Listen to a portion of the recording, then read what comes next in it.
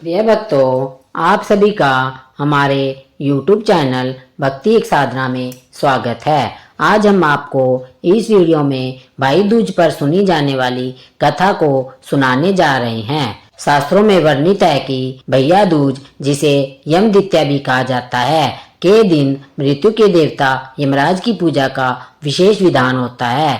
यह पर्व केवल भाई बहन के स्नेह का प्रतीक नहीं बल्कि संरक्षण, आशीर्वाद और कर्तव्य की पावन परंपरा भी है। इस शुभ दिन पर बहनें अपने भाई को घर पर आमंत्रित करती है या स्वयं उनके घर जाकर उनके मस्तक पर तिलक करती है, आरती उतारती है और मंगल भोजन कराती है। ब्रज मंडल में इस दिन की एक अनोखी परंपरा है। बहनें अपने भाई के साथ यमुना जी में स्नान करती है। मान्यता है कि ऐसा करने से भाई को यम भय से मुक्ति और आयु में वृद्धि प्राप्त होती है। कार्तिक शुक्ल द्वितीया को मनाया जाने वाला यह पर्व प्रेम, आशीर्वाद और रक्षा का प्रतीक संगम है। इस दिन बहनें अपने भाई के कल्याण, दीर्घायु और उज्जवल भविष्य के लिए प्रार्थना करती है। बदले में भाई भी अपनी बहन की रक्षा, सहयोग और आजीवन स्नेह का संकल्प लेते हैं। भाई दूज के इस शुभ अवसर पर केवल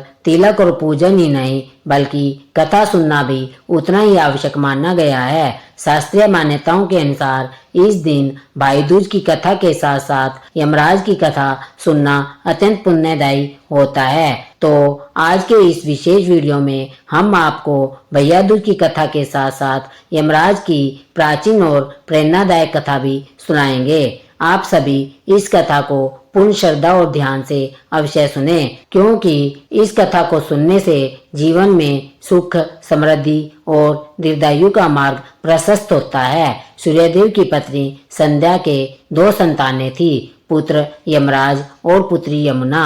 संध्या सूर्यदेव का तेज सहन न करने के कारण अपनी छाया, मूर्ति छाया का निर्माण करके उसे ही अपने पुत्र पुत्री को सौंपकर वहां से चली गई। छाया को यम और यमुना से अत्यधिक लगाव तो नहीं था, किंतु यमुना अपने भाई यमराज से भी बड़ा स्नेह करती थी। यमुना प्राय अपने भाई यमराज के यहाँ जाया करती थी और उनसे दुख सुख की बातें पूछती थी। वह उन्हें अपने घर आने के लिए कई बार आमंत्रित करती, किंतु व्यवस्था और अत्यधिक दायित्व के कारण वे उसके घर में नहीं जा पाते थे। एक बार कार्तिक शुक्ल द्वितीया को यमराज अचानक अपनी बहन यमुना के घर जा पहुंचे। बहन के घर जाते समय यमराज ने नरक में निवास करने वाले जीवों को मुक्त कर दिया। बहन यमुना ने अपने भाई पर बड़ा आदर सत्कार किया, तरह तरह के व्यंजन बनाकर उन्हें भोजन कराया और मस्तक पर तिलक भी लगाया। जब यमराज वहां से जाने लगे तो उन्होंने यमुना से कोई भी मनवांछित वर मांगने का आग्रह किया। यमुना ने अपने भाई के आग्रह को देखकर कहा, भैया, यदि आप मुझे वर देना ही चाहते हैं तो यही वर दीजिए कि आज के दिन प्रतिवर्ष आप मेरे यहाँ आया करेंगे और मेरा आतिथ्य स्वीकार करेंगे। और इसी प्रकार आज के दिन जो भाई अपनी बहन के घर जाकर उसका आतिथ्य स्वीकार करे तथा जो बहनें अपने भाई को तिलक करके भोजन कराए, उसे यम का भय ना रहे, यानी कि भाई आपका भय न रहे। साथ ही यदि इस दिन भाई बहन यमुना नदी में डुबकी लगाएंगे तो वे यमराज के प्रकोप से बचे रहेंगे। यमुना जी की प्रार्थना को यमराज जी ने स्वीकार कर लिया। तभी से बहन भाई का यह पावन पवित्र त्योहार बनाया जाने लगा। भाई दूज त्योहार का मुख्य उद्देश्य भाई बहन के मध्य सद्भावना और एक दूसरे के प्रति निष्कपट प्रेम को प्रोत्साहित करता है। इसी दिन 5 दिनों तक चलने वाली दीपावली महापर्व का समापन भी हो जाता है। अब सुनिए भाई दूज की दूसरी कहानी। एक बार एक बुढ़िया माई थी जिसके 7 बेटे और 1 बेटी थी। बेटी का विवाह हो चुका था। जब बुढ़िया माई के बेटों की शादी का समय आता तो फेरों के समय एक नाग आता और उसके बेटे को डस लेता। बेटा मंडप में ही मर जाता और बहू विधवा हो जाती। इसी तरह बुढ़िया माई के 6 बेटे मर गए। 7वें का विवाह होना बाकी था। अपने बेटों के मर जाने के दुख से बुढ़िया माई रो रो कर अंधी हो गई थी। भैया दूज का पर्व आने को हुआ तो एक दिन भाई ने अपनी माँ से कहा, मैं अपनी बहन से तिलक कराऊंगा। माँ ने कहा, ठीक है जाओ। उधर जब बहन को पता चला कि उसका भाई उसके घर आ रहा है तो वह खुशी से पागल होकर पड़ोसन के घर गई और पूछने लगी, बहन जब बहुत प्यारा भाई घर आए तो क्या क्या बनाना चाहिए। पड़ोसन उसकी खुशी से जल गई और कहने लगी कि तेल से रसोई लेप लेना और घी में चावल पका लेना। भोली बहन ने पड़ोसन की बात मानकर वैसा ही किया। इधर भाई जब बहन के घर आ रहा था तो उसे रास्ते में एक सांप मिला। सांप उसे डसने को हुआ तो भाई बोला, अरे भाई तुम मुझे क्यों डस रहे हो। सांप बोला, मैं तुम्हारा काल हूँ और आज मुझे तुम्हें डसना ही है। भाई बोला, मेरी बहन मेरा इंतजार कर रही है, जब मैं तिलक कराकर लौटूंगा तब मुझे तुम डस लेना। सांप ने कहा, आज तक कोई अपनी मृत्यु के लिए लौटा है जो तुम वापस आओगे। भाई ने कहा, अगर तुम्हें यकीन नहीं है तो तुम मेरे झोले में बैठ जाओ, जब मैं बहन से तिलक करा लूं तब तुम मुझे डस लेना। सांप ने ऐसा ही किया और भाई के झोले में जाकर बैठ गया। भाई अपनी बहन के घर पहुंचा। भाई बहन एक दूसरे से मिलकर बहुत खुश हुए। भाई बोला, बहन जल्दी से खाना दे दो, बहुत जोर की भूख लगी है। अब भोली मासूम बहन क्या करती, ना तो तेल से लिपी हुई रसोई सूख रही थी और ना ही घी में चावल पक रहे थे।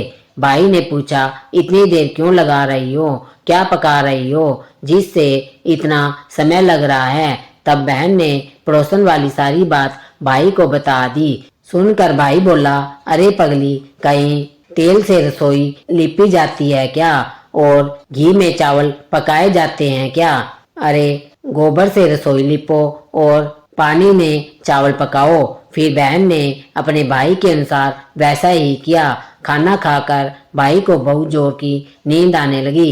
इतने में ही बहन के बच्चे आ गए और बोले, मामा हमारे लिए क्या लेकर आए हो। भाई बोला, अरे मैं तो कुछ भी नहीं लाया। बच्चों ने मामा से वह झोला ले लिया जिसमें सांप बैठा हुआ था। अब जब बच्चों ने जैसे ही वह झोला खोला तो उसमें एक सुंदर हीरे का हार निकला।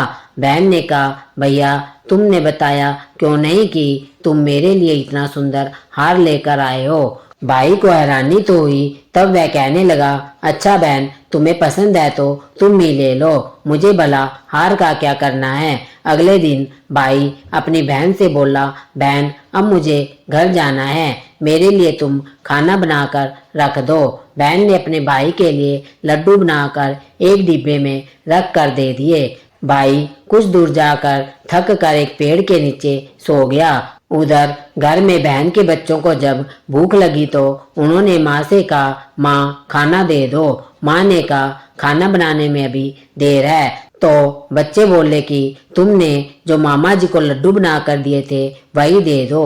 तब बहन बोली, लड्डू बनाने के लिए बाजरा पीसा था, वही बचा पड़ा है, चक्की में से जाकर निकाल कर खा लो। जब बच्चों ने वहां जाकर देखा तो चक्की में बाजरे की जगह सांप की हड्डियां पड़ी हुई थी। यह बात उन्होंने भागकर माँ को बताई तो वह बावली सी होकर बड़ी बेचैन अपने भाई के पीछे भागी। रास्ते भर वह लोगों से पूछती जाती, अरे किसी ने मेरा गोल मटोल भाई देखा है क्या, किसी ने मेरे भाई को इधर से जाते हुए देखा क्या। तब एक ने बताया कि कोई लेटा तो है पेड़ के नीचे, जाओ देख लो, कहीं वही तो तुम्हारा भाई नहीं है। अब बहन भागती हुई पेड़ के नीचे पहुंच गई। उसने अपने भाई को नींद से उठाया और पूछा, भैया कहीं तुमने मेरे बनाए हुए लड्डू तो नहीं खा लिए। भाई बोला, मैंने अभी तक तेरे बनाए हुए लड्डू नहीं खाए, ले देकर तुमने मुझे लड्डू ही तो दिए थे, उसके भी पीछे पीछे आ गई। बहन बोली, नहीं भाई तुम झूठ बोल रहे हो, जरूर तुमने लड्डू खाए हैं, अब तो मैं तुम्हारे साथ चलूंगी। भाई बोला, अच्छा तू नहीं मान रही तो चल।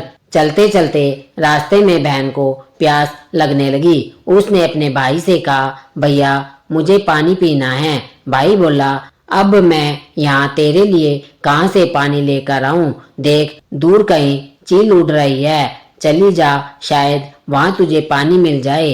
तब बहन वहां गई। पानी पीकर जब वापस लौट कर आई तो रास्ते में उसने देखा कि एक जगह जमीन पर 6 सिलाएं गड़ी हुई है और एक बिना गड़ी रखी हुई है। उसके पास ही एक बुढ़ी माई बैठी हुई थी। बहन ने बुढ़ी माई से पूछा, माँ जी यह सिलाएं कैसी है? तब बुढ़ी माई बताने लगी, एक बुढ़िया है, उसके 7 बेटे थे, उसमें 6 बेटे तो शादी के मंडप में ही मर चुके हैं, तो यह उसके नाम की सिलाई ही जमीन में गड़ी हुई है। अभी उसके 7वें बेटे का विवाह होना बाकी है। जब उसका विवाह होगा तो वह भी मंडप में ही मर जाएगा, तब वह 7वीं सिला भी जमीन में गड़ जाएगी। बूढ़ी माई की यह बात सुनकर बहन समझ गई कि यह सिलाएं किसी और की नहीं बल्कि उसके खुद के भाइयों की है। उसने बूढ़ी माई से अपने 7वें भाई को बचाने का उपाय पूछा। बूढ़ी माई ने उसे बताया कि वह अपने 7वें भाई को कैसे बचा सकती है। बूढ़ी माई से सारा उपाय जानकर बहन अपने बाल खुले करके पागलों की तरह अपने भाई को गालियां देते हुए वहां से चलने लगी। भाई के पास आकर गालियां देते हुए बोली, तू तो जलेगा, कटेगा, मरेगा। भाई उसके ऐसे व्यवहार को देखकर चौंक गया, लेकिन उसे कुछ भी समझ में नहीं आया। इस तरह दोनों भाई बहन माँ के घर पहुंच गए। थोड़े समय बाद भाई का विवाह तय हो गया। जब भाई को सेहरा पहनाने लगे तो बहन बोली, अरे इसको क्यों सेहरा बांध रहे हो? सेहरा तो मैं पहनूंगी, यह तो जलेगा, मरेगा, कटेगा। सब लोग परेशान होकर सेहरा बहन को दे देते हैं। बहन ने देखा उनमें तो कलंगी की जगह सांप का बच्चा था। बहन ने उसे निकाल कर फेंक दिया। अब जब भाई घोड़ी पर चढ़ने लगा तो बहन फिर बोली, यह घोड़ी पर क्यों चढ़ेगा? घोड़ी पर तो मैं चढ़ूंगी, यह तो जलेगा, कटेगा, मरेगा। इसकी लाश को तो चील कौवे खावेंगे। सुन सुनकर सारे लोग परेशान हो गए। आखिरकार सब ने बहन को ही घोड़ी पर बैठा दिया। अब जब बारात चलने को हुई तब बहन बोली, यह क्यों दरवाजे से निकलेगा? यह तो पीछे के रास्ते से जाएगा। इस दरवाजे से तो मैं निकलूंगी। वह जैसे ही दरवाजे के नीचे से जा रही थी, दरवाजा अचानक बड़बड़ाकर गिरने लगा। बहन ने एक टुकड़ा उठाकर अपनी चुनरी में रख लिया तो दरवाजा वहीं रुक गया। देखकर सभी लोगों को बड़ा आश्चर्य हुआ। अब रास्ते में एक जगह बारात रुकी तो भाई को एक पीपल के पेड़ के नीचे खड़ा कर दिया। बहन कहने लगी, अरे यह क्यों छाया में खड़ा होगा? यह तो धूप में खड़ा होगा। छाया में तो मैं खड़ी होंगी, जा तू धूप में खड़ा हो जा। भाई धूप में खड़ा हो गया। अब जैसे ही बहन पेड़ के नीचे खड़ी हुई, पेड़ गिरने लगा। बहन ने एक पत्ता तोड़कर अपनी चुनरी में रख लिया और गिरता हुआ पेड़ वहीं पर रुक गया। अब सबको विश्वास हो गया कि यह बावली कोई जादू टोना सीख कर आई है, जो बार बार अपने भाई की रक्षा कर रही है। ऐसा करते करते फेरों का समय आ गया। जब दुल्हन आई तो उसने दुल्हन के कान में कहा, अब तक तो मैंने तेरे पति को बचा लिया, अब तू ही अपने पति का साथ दे और अपने मरे हुए जेठों को भी बचा सकती है। फेरों के समय एक नाग आया और जैसे ही दूल्हे को डसने लगा, दुल्हन ने उसे एक लोटे में भरकर ऊपर से ढक्कन बंद कर दिया। थोड़ी देर बाद नागिन वहां पर आई और दुल्हन से बोली, तू मेरे पति को छोड़ दे। दुल्हन बोली, पहले तू मेरे पति को छोड़। नागिन बोली, ठीक है, जा, मैंने तेरे पति को छोड़ा। दुल्हन ने कहा, ऐसे नहीं, पहले 3 बार बोल। नागिन ने 3 बार कहा और फिर बोली, अच्छा ठीक है, अब तू मेरे पति को छोड़। दुल्हन बोली, एक मेरे पति से क्या होगा? हंसते हुए बोली कि एक जेठ भी तो चाहिए, एक जेठ भी छोड़। नागिन ने जेठ के भी प्राण दे दिए। फिर दुल्हन ने कहा, एक जेठ से लड़ाई हो गई तो एक और जेठ वह विदेश चला गया, तीसरा जेठ भी छोड़। इस तरह दुल्हन ने अपने 6 जेठ जीवित करा लिए। इधर घर पर रो रो कर बूढ़ी माई का बुरा हाल था। वह घर पर बैठकर रोती जाती और सोती जाती, अब तो मेरा 7वां बेटा भी बाकी बेटों की तरह मर जाएगा। गांव वालों ने उसे बताया कि उसके 7 बेटे और बहुएं भी बारात में आ रही है। बुढ़िया माई बोली, अगर यह बात सच हो तो मेरी आंखों की रोशनी वापस आ जाए और मेरे सीने से दूध की धार बहने लगे। ऐसा ही हुआ।